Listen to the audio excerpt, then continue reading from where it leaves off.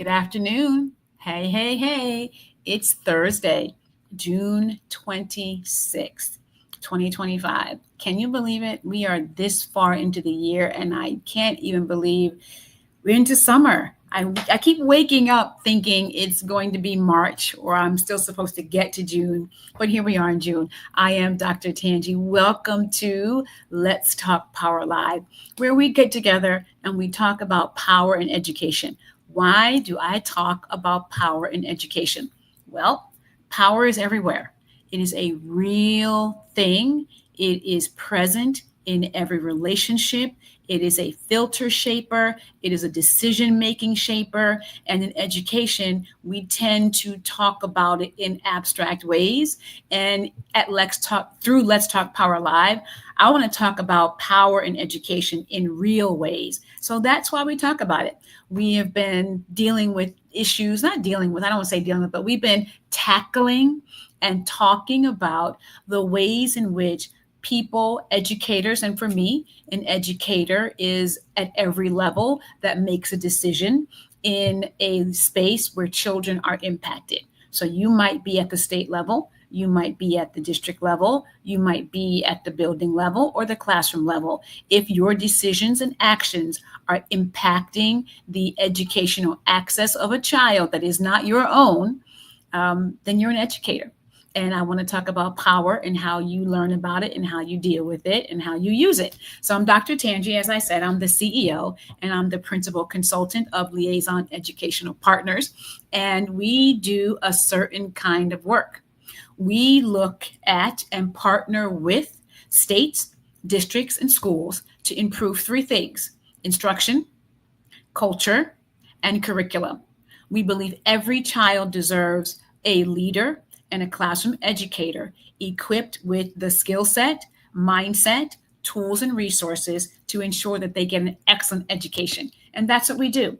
This is our power principle. We believe power is real. We know power is real. I am a reformed power protector, and I've done some research around power in educational spaces. And I want to make sure that the educators at, again, every level who are educating children know how they use power in ways that either afford educational opportunities or ways that constrain it. And so that's what we work on. And we have a 5-part, I call it a partnership process, where we dig into learning, we move into planning, we look at application, evaluation, and integration. We believe change is sustainable when you take the time to learn, when you take the time to plan, and then you execute on that plan, you evaluate that plan, and then you integrate what actually works, and you start the process over. So that is what we do. I'm also the author of the book, Understanding Your Instructional Power, Curriculum and Language Decisions to Support Each Student. And I'm going to give you a book link. There's a book link, there's a QR code. I ask every week for over a year now. I ask every week, do you have your copy of Understanding Your Instructional Power? You want to make sure you get it.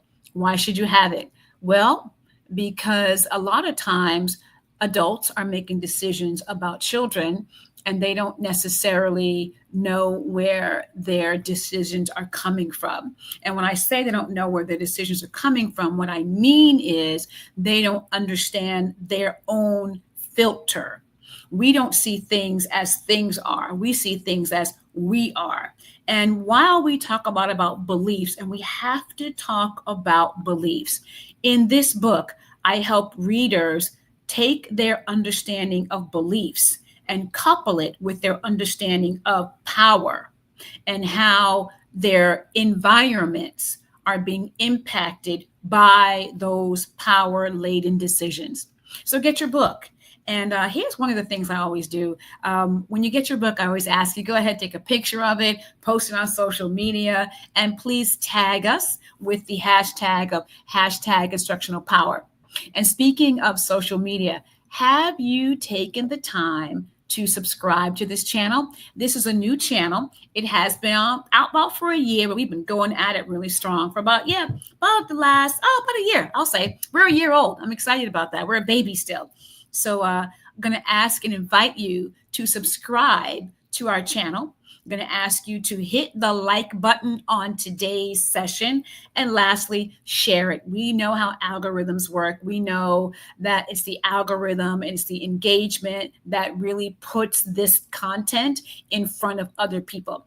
So if you want content that's about education in real, operational, concrete ways, Let's Talk Power is for you. Get your book, hit like, subscribe, and please share. So where have we been? We've been, for the last month of June, been having a pretty big conversation. I decided to take a step back and do some more foundational work around understanding power. I realized conversations about power in education are usually abstract, and to have a concrete, operational, strategic conversation about power is still new. So I went back to the drawing board and said, you know what, let's get the audience up to speed again. And I'll be doing this, every now and then, kind of coming back to the table on what it means to have instructional power. So in our first week, really thinking about the end of schooling, right? Like, this is a really good time to think about your power and to really understand, what's happening regarding your power in light of the previous, year that we're coming out of. And this year, let me tell you, I guess I don't need to tell you, you've lived through it. This year has been quite a year with the, threats to the Department of Education, with funding rollbacks, with ESSER funding ending, with so much going on. This past school year has been quite dynamic and volatile. And we spent some time in the first few weeks just thinking through and talking about, number one, the emotional roots of misused power. The fear, the pressure, the disconnection. It's really common, especially when you don't know where you learned about power, or you haven't really tapped into your deep understanding of what you know about power and how it operates. When you are in a pressure situation, when you are stressed and things are feeling fearful, you are going to hit your brain's default button and lean into the behaviors that protect you. And a lot of times when adults lean into behaviors that protect them, those behaviors disenfranchise children. And that was what we kind of talked about in week 1 and week 2. We talked about really powering up to power down, realizing the end of the school year was fast approaching. And for a lot of people that has happened, and we are into summer and school is out. And so really we talked a lot in that week about how to step back, think critically about how the year went, and think through some kind of how you practiced your power, right? Even if you don't have the language or didn't have the language of instructional power, you practiced your power. And was your practice, again, in ways that built agency and made space for non-adult directed decision-making for children? Did you do that? Or did you really lean into that managed choice by where you as the adult were the decision maker ultimately because you managed a choice of kids? That's what we talked about. And then last week, a couple weeks ago too, we talked about the vacationing mind. What's it going to look like as your mind powers down to get some clarity around the year? And then contemplated the relationship between beliefs and planning with intentional excellence, planning with purpose, even though we know there is a myth that teachers are out, school is out, you don't have to do anything in the summer. We know that summertime is learning time for educators. And we talked about how it was important to have clarity. So when you get ready to plan, because most teachers do take about a couple of weeks where they're not thinking about school. They may be working, but they may not be thinking about their profession of being an educator at that time. But when your mind comes back to it, are you going to be ready to plan with purpose? And that's what we did. And so this week, what are we going to be talking about this week? This week, we're talking about possibility thinking. What in the world is possibility thinking? Well, it's just what it says. It's thinking about the possibilities, not always leaning into how things are, but leaning into what we want them to be. I haven't met an educator yet who says, today is the day I want to go into my classroom, go into my building, go into my state office, go into my district office, and do a thing that harms a kid.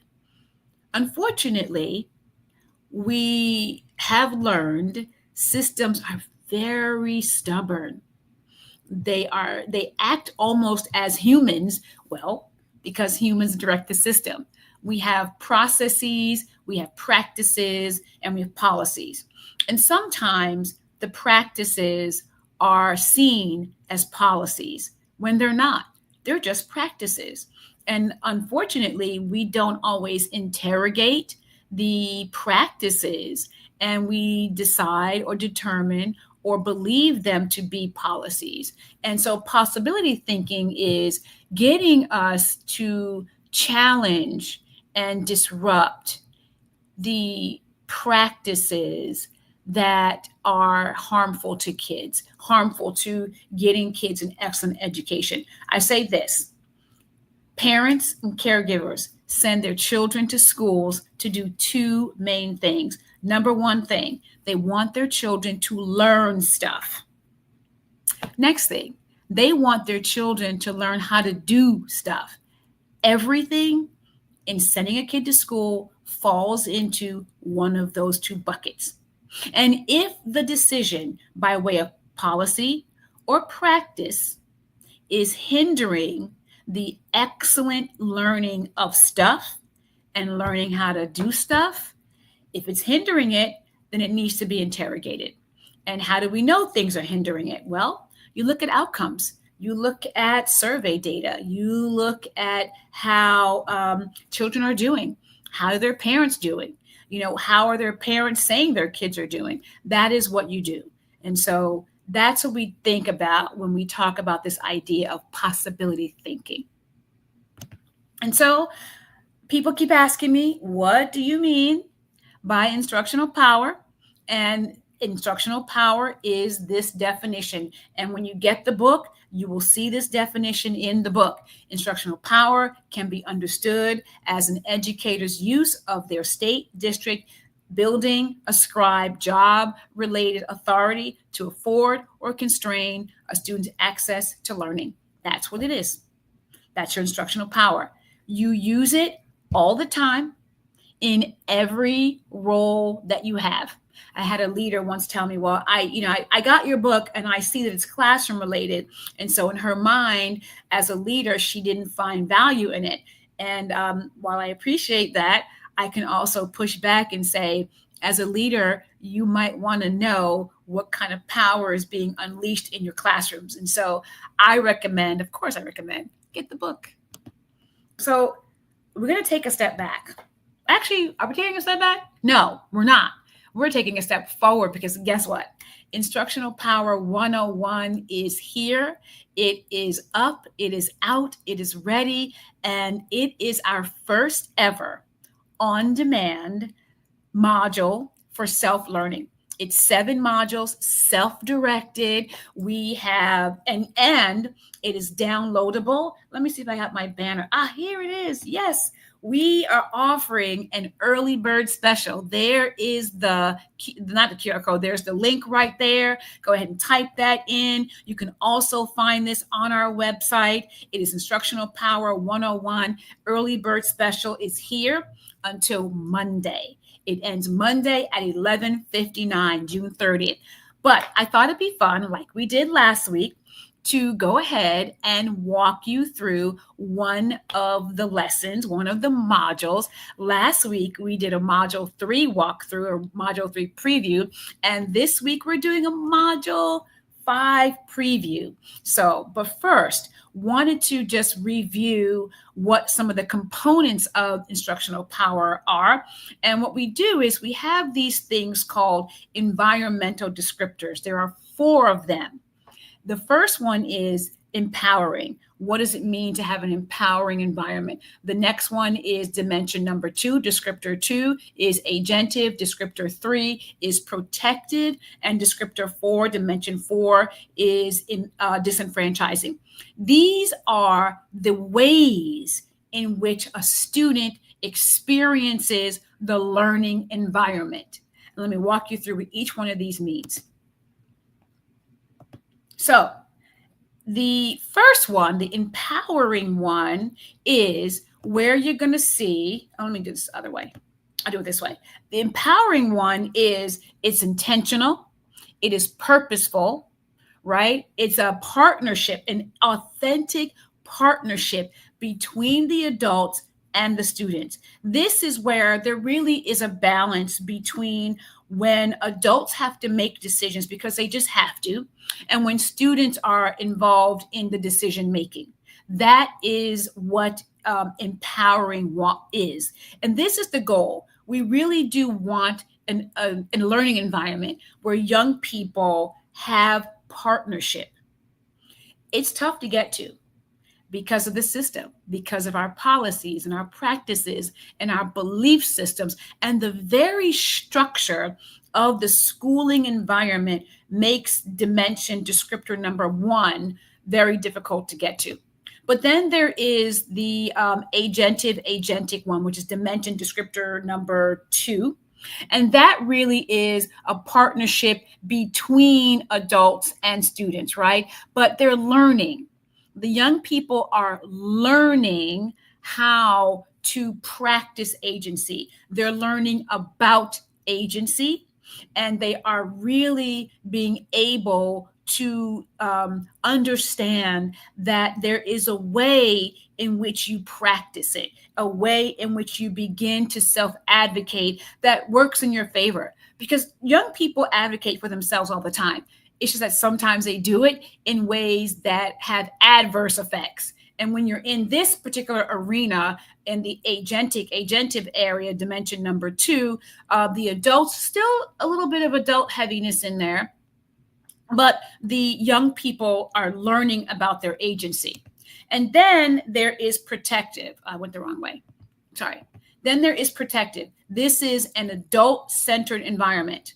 The adults are in charge. They let you know they're in charge. It is rule-centered. It is it can be very hostile. It can be negative. It is imbalanced in that there are some young people who are thriving, but then there a large portion of them are not thriving environmentally. Now, here's the trick about the protective piece, and I know this well because I was a power protector. I hate saying it, but I was a power protector, and I had to learn how not to be in a very important way. In a power protecting environment, the students may actually perform quite well academically. That's the trick. And it may look like a well-oiled machine. The classrooms are orderly. And these might be the classes that get observed when visitors are in the building because they look good. You know, students are doing what they're supposed to be doing. It doesn't mean that the environment is positive for young people. So that's one that is really kind of difficult and hard to get through. And then there is dimension 4, and this is disenfranchising. This is the environment that is toxic. That's what I can tell you. This is a toxic learning environment. It is difficult for young people. It's hard for them to learn in, and they're probably not performing well either. You know, that's what it is. And so those are the environments that we have in the area. And so I want to take you back really quickly, and I want to get you to what preview is for Module 5. And Module 5 is the area where you actually walk through those 4 that I just walked you through. You are connecting, right? You're really learning about your own instructional power based upon some earlier learning that goes on in previous modules. So this is a module where you begin to come out of your own reflection and you step into your classroom and you reflect on your classroom. And then you begin to evaluate some case studies to practice. I want you to practice identifying these different power dimensions in classrooms. And so you get 4 case studies and you get to pick 2. Or you can do all 4. It's up to you. But you get some case studies because we really want you digging in and you begin to think through strategies, have some reflecting tools in there, and you think through strategic ways in which to support the educator in those particular case studies. And so, like I said, you have these 4 descriptors, right? So you would be learning about each of these 4, and this is an abbreviation. In the modules, they're much more in depth. So you go through empowering, you go through the agentive, you go through the power protecting, and you go through the disenfranchising. And then once you sort of learned about each of the 4, then you get asked to do some reflecting. And again, ask you to think which of the domains most reflect the environments you learned in, because one of the activities is for you to consider, how did you learn? What kind of learning environment do you come out of? And so in order to really understand your own power as an instructor, your instructional power, you have to tap into the kinds of learning environments you had yourself. And so we asked you to reflect on that. And then which of the domains is most prevalent in your learning environment? Now, that question can be about your classroom, or it can be about your building or your district as a whole. A lot of times when we look at our own classrooms, we tend to think we are agency builders. The truth of the matter is, and the activities in the module really do ask you to think through some of your own real actions.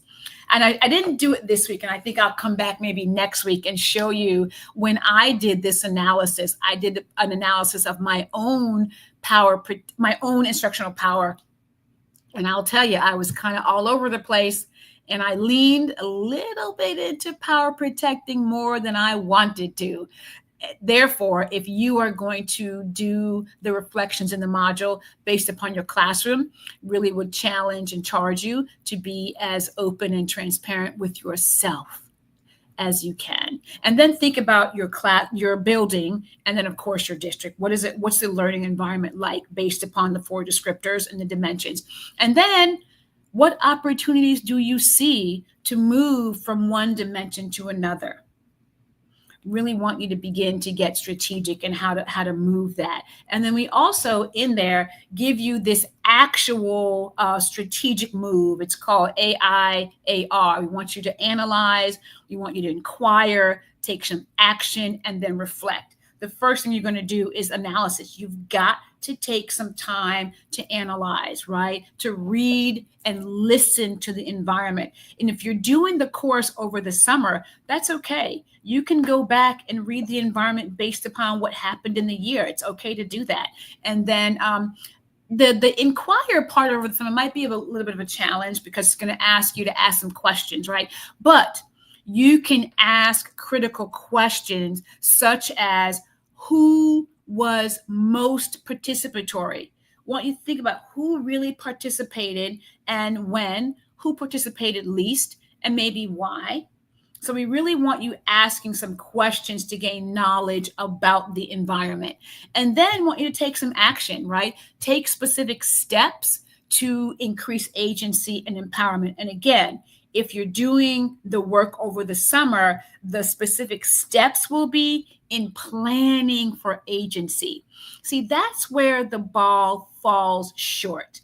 A lot of times at the leader level, we talk about student agency and student voice, but I have yet to find the conditions for student agency to be explicitly planned for in strategic planning documents in those 30, 60, and 90-day plans.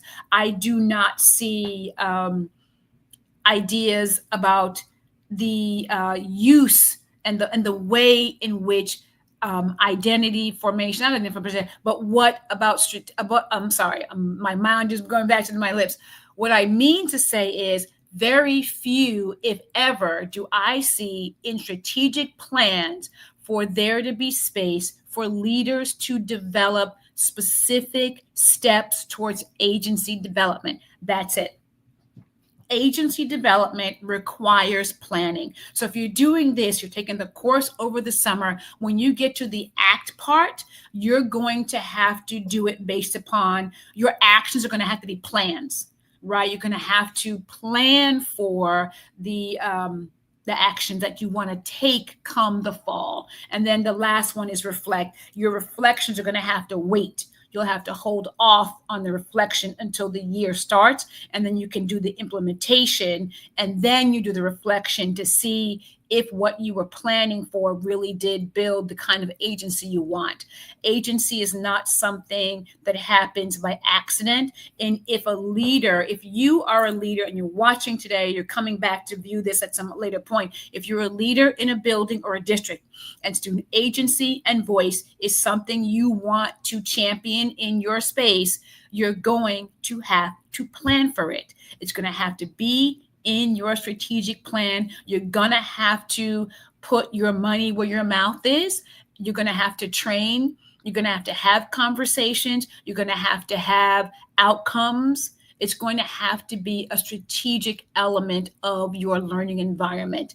And it's going to take time, because you're going to have to get to the belief system of the adults and what they believe about agency and their relationship with young people. So this is the strategic element, one of the strategic elements in the module 5. And we're looking forward to having you avail yourself of that opportunity. And again, the early bird special right here is going to be in effect until June 30th, which is Monday. And so here are some power moves we really want you to consider, right? We want you to go from controlled participation. The goal is from controlled participation to student co-constructed norms. I was in a conversation this past week, and I was talking to a bunch of educators that have been retired. And one of the gentlemen there said that, he does junior ROTC, and it's important for them to have the rules set up and, kids to have order. And I said, they can have order, but you don't necessarily have to go into the conversation with your rules already outlined. You really can start your year with no rules on the board. And you can begin the year building agency right away by asking some critical questions of your students, doing a survey. What do you want this classroom to look like? That's a question. But we're taught to have rules. We're taught to have, the idea already set up, and in one breath. Then the other breath saying that we want voice, right? You either want voice or you don't. And if you want it, you've got to plan for it. You've got to make space for it to happen, and you must be intentional about it. And then we want to go from silent compliance to visible voice. Compliance is a step, not really a step, but it's kind of it's part of the power continuum. And I'll bring that back, the power continuum. There's a place in this power structure where compliance takes a hold. And young people, not just young people, but all over, right? Adults too. We get to a place where we just comply because we just want to go and get things done. Well, we want to move out of compliance, and we want there to be visible, actionable, authentic voice where young people are brought into the conversation. And then we want there to be, we want to move into responsive rituals. Right? You want to move towards those rigid practices. You want to get out of that rigidity, and we want to move into responsive rituals. Responsive means you got to listen in order to respond. A lot of times we think we know, but we haven't asked enough questions. And so to get into responsive rituals requires there to be some conversation. And so those are our power moves, right? And so let's recap. What have we done today? We have named those 4 IP dimensions. We identified some power, how power lives in the environment and the structure through our 4 IP dimensions. We reviewed IP 101, Module 4, and then we connected to some strategy work, right? Those power moves are our strategy work. That's what we did today. So excited. You know what I forgot? I forgot to ask you what you were thankful for. I'm thankful that I have been on the earth for another year. I celebrated a birthday this past week, had a great time with family. That's what I'm thankful for. Got to remember to always take time to be thankful. So, a couple of reminders. Get your book, okay? Get your book. The link is there. Take your picture, tag us with the hashtag Instructional Power. Go ahead and sign up for IP 101. Take advantage of our early bird special. And here are some ways for us to connect if you want to go further. We do an author-led book study. I can give you information about that. If you've got a summit coming up, you're planning for the beginning of the year, leadership summits, teachers back to school, let's talk about a keynote. We do great keynotes together. And then we do curriculum review audits. So there are the ways that we can connect. Always want to stay together with you. Yours in power, Dr. Tanji. Thank you for joining for Instructional Power this week. Let's Talk Power Live. We'll see you next week.